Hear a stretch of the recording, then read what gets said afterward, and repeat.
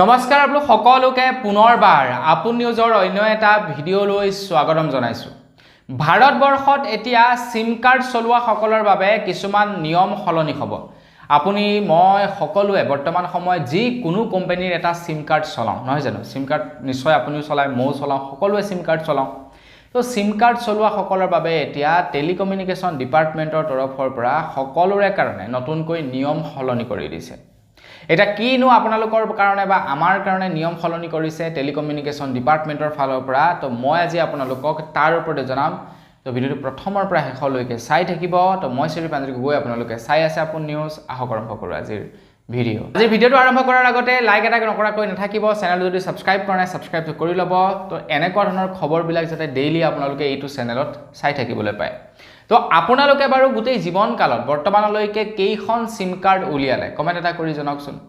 আপোনালোকৰ যদি অত্যাধিক সিম কাৰ্ড আছে তেন্তে আপোনালোকে এতিয়া 50ৰ পৰা 2 লাখ টকা পৰ্যন্ত ফাইন ভৰিব লগা হ'ব পাৰে।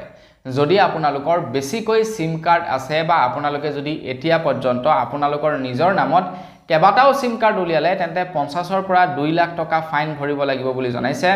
আমাৰ ভাৰতবৰ্ষত এতিয়া টেলিকমিউনিকেশ্যন এক্ট 2023 প্ৰৱৰ্তন কৰা হ'ব বুলি জনাইছে। তো এই 2023 চনত যিখন নেকি টেলিকমিউনিকেশ্যনৰ এক্ট বনাইছিলে, তো সেইখনৰনো কি আছে, কিয় আপোনালোকে 50,000 পৰা 2 লাখ টকা ফাইন ভৰিব লাগিব। টেলিকমিউনিকেশ্যন ডিপাৰ্টমেণ্টৰ ফালৰ পৰা জনাইছে যে বৰ্তমান সময়ত আমাৰ ভাৰতবৰ্ষত মানুহে সিম কাৰ্ডবিলাক জধে মধে উলিয়াই কি কৰিছে, বিভিন্ন বেয়া কামত ব্যৱহাৰ কৰিছে। বিভিন্ন স্কেমাৰে এজন ব্যক্তিৰ নামত কেইবাটাও সিম কাৰ্ড উলিয়াই বেলেগৰ নামত সিম কাৰ্ড উলিয়াই কি কৰিছে, স্কেম কৰিছে। তো সেইবিলাক ৰোধ কৰিবৰ কাৰণে টেলিকমিউনিকেশ্যন ডিপাৰ্টমেণ্টে কি কৰিছে, এতিয়া এটা নতুনকৈ নিয়ম বনাইছে, টেলিকমিউনিকেশ্যন এক্ট 2023। টেলিকমিউনিকেশ্যন ডিপাৰ্টমেণ্টৰ ফালৰ পৰা কৈছে যে এতিয়াৰে পৰা এজন ব্যক্তিয়ে গোটেই জীৱনকালত কেৱল 9খনহে সিম কাৰ্ড উলিয়াব পাৰিব, তাতকৈ বেছি উলিয়াব নোৱাৰিব এজন ব্যক্তিৰ নামত।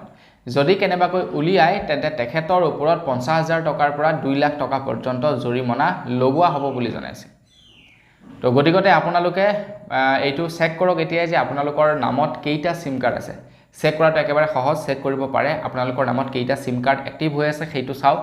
যদি দেখিছে বোলে নহয় 9টাতকৈ বেছি সিম কাৰ্ড আছে, তেন্তে যিকেইটা সিম কাৰ্ড আপোনালোকৰ লগত নাই সেইকেইটা আপোনালোকে ডিএক্টিভ কৰি পেলাওক বা সেইকেইটা বন্ধ কৰক।